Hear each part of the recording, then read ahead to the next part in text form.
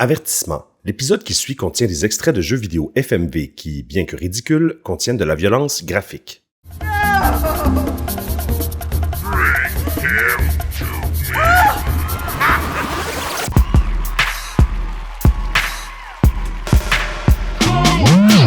Maintenant qu'on a une bonne idée des origines des jeux FMV, il est temps d'aller dans le vif du sujet, soit l'apparition du genre sur les consoles et PC. Si vous n'avez pas écouté le premier vidéo qu'on a fait, je vous invite à arrêter tout ce que vous êtes en train de faire et d'immédiatement aller regarder ça.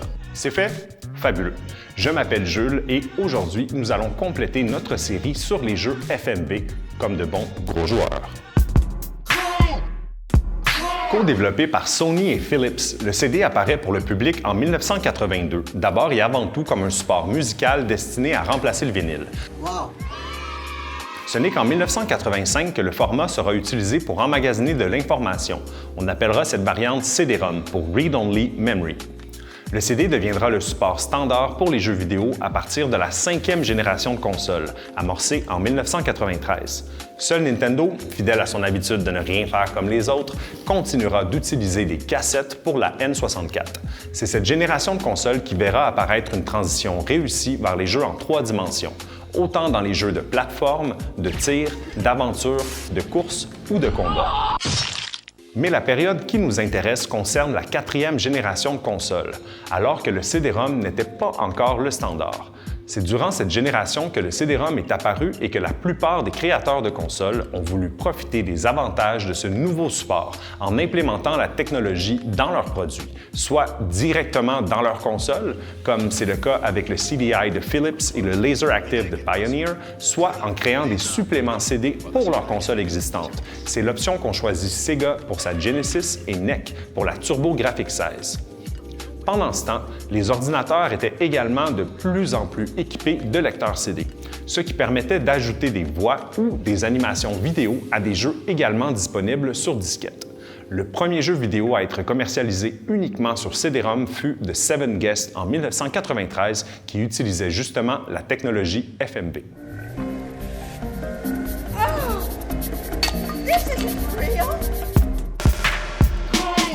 Maintenant qu'on en a fini avec les détails techniques et le contexte historique, on va pouvoir se pencher sur quelques jeux marquants du genre. Vous pourrez constater qu'en rétrospective, Dragon's Lair était vraiment loin d'être le pire du genre.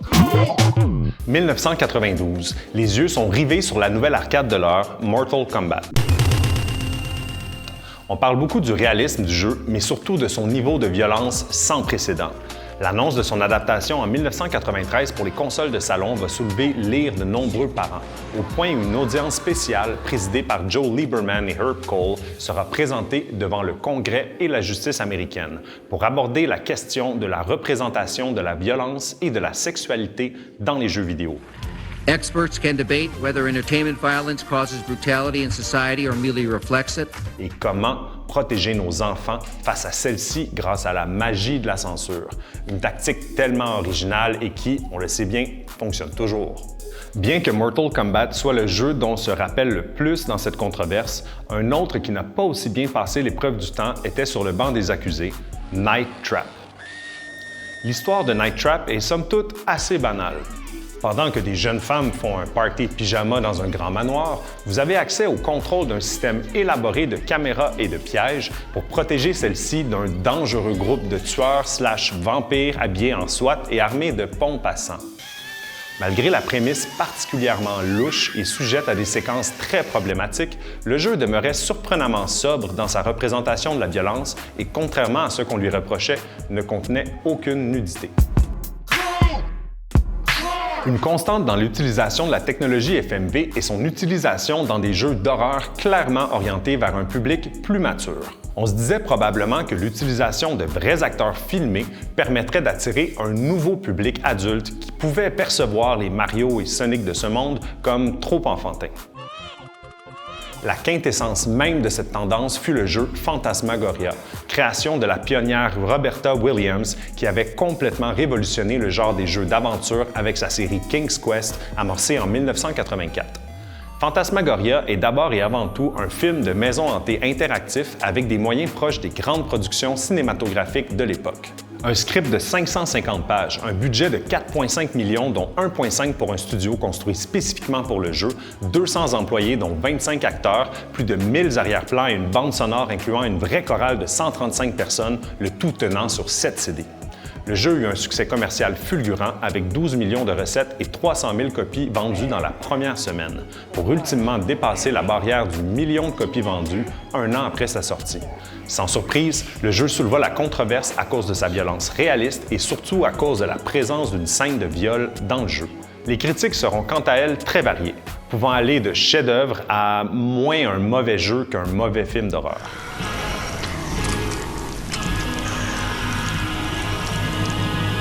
Phantasmagoria ne sera bien sûr pas le seul jeu FMV à utiliser la violence comme argument de vente, et d'autres le feront de façon encore moins subtile.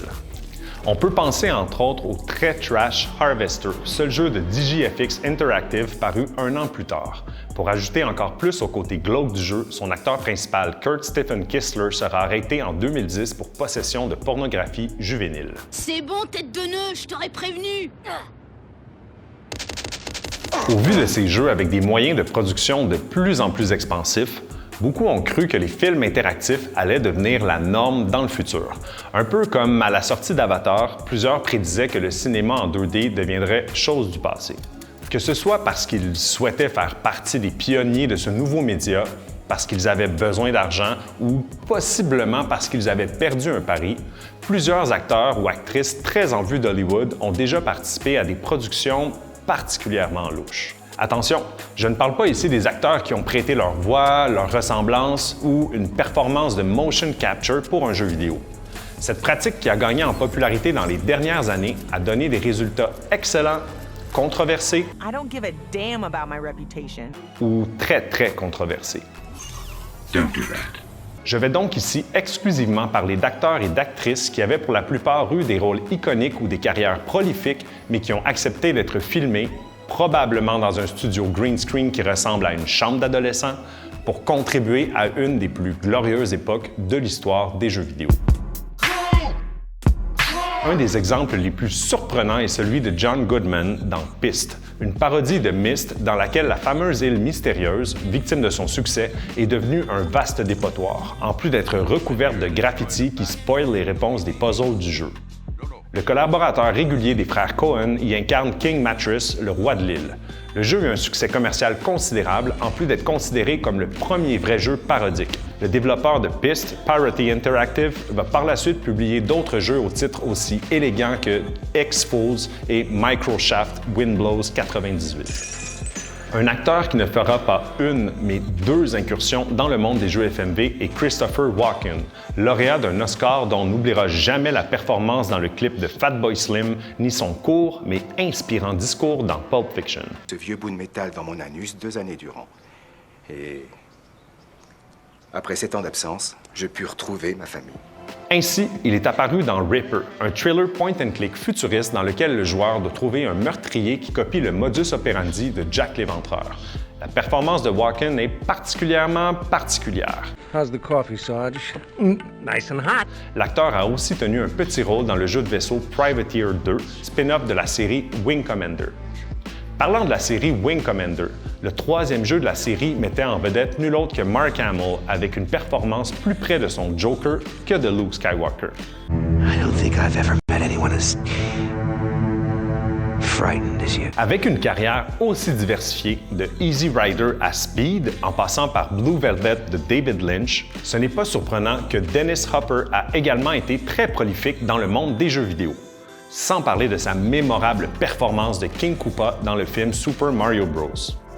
On se souvient de son excellente interprétation vocale du pornographe Steve Scott dans GTA Vice City, mais beaucoup moins de sa participation au jeu d'enquête fantastique Black Dahlia, qu'il est préférable d'ignorer. Alors que la série de livres jeunesse d'horreur Goosebumps était au zénith de sa popularité, un premier jeu vidéo dérivé de la franchise verra le jour, soit Escape from Horrorland, dans lequel Dracula est interprété par nul autre que Jeff Goldblum. Le plus surprenant est qu'il ait accepté ce rôle en 1996, soit 3 ans après son rôle iconique dans Jurassic Park.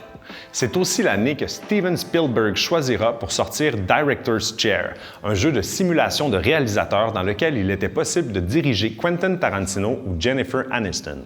D'autres exemples notoires en rafale, Tia Carrere dans The Daedalus Encounter, Christopher Lloyd dans Toonstruck et Hulk Hogan dans Thunder of Paradise. Certains réalisateurs aujourd'hui très respectés se sont également essayés au genre. Par exemple, Darren Aronofsky qui co-réalisait le médiocre Soulja Boys. Non, pas ce Soulja Boy-là. 1 an avant de se faire découvrir avec Pi.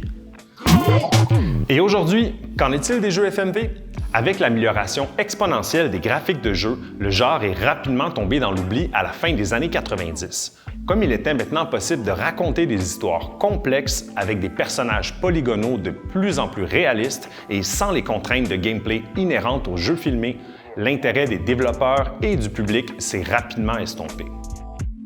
Ceci dit, de la même façon que l'esthétisme pixelisé des années 90 influence un grand nombre de jeux modernes dans la sphère indie, plusieurs jeux à succès ont sorti du placard le genre FMV avec des résultats très intéressants. L'exemple le plus réussi est probablement le jeu d'enquête policière Her Story, paru en 2015 et lauréat de plusieurs prix, dont Game of the Year sur le site Polygon. La résurgence du cinéma interactif est également clairement inspirée des jeux FMV. Black Mirror Bandersnatch sur Netflix étant incontestablement l'exemple le plus connu.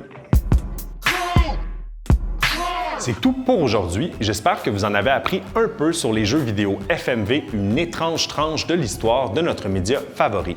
Si vous avez apprécié, je vous invite à like, à vous abonner à la chaîne de Gros Joueurs et à cliquer sur la petite cloche pour être avisé lors de la sortie de nos prochaines vidéos. En terminant, pour les gros joueurs à la maison qui souhaitent faire carrière au cinéma, n'oubliez pas qu'un Oscar pourrait être plus à votre portée que vous pourriez le croire. Christopher Walken in The Bear Hunter.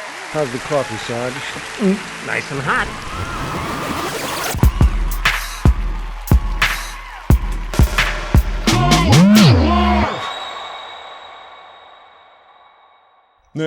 Coffee. Yeah.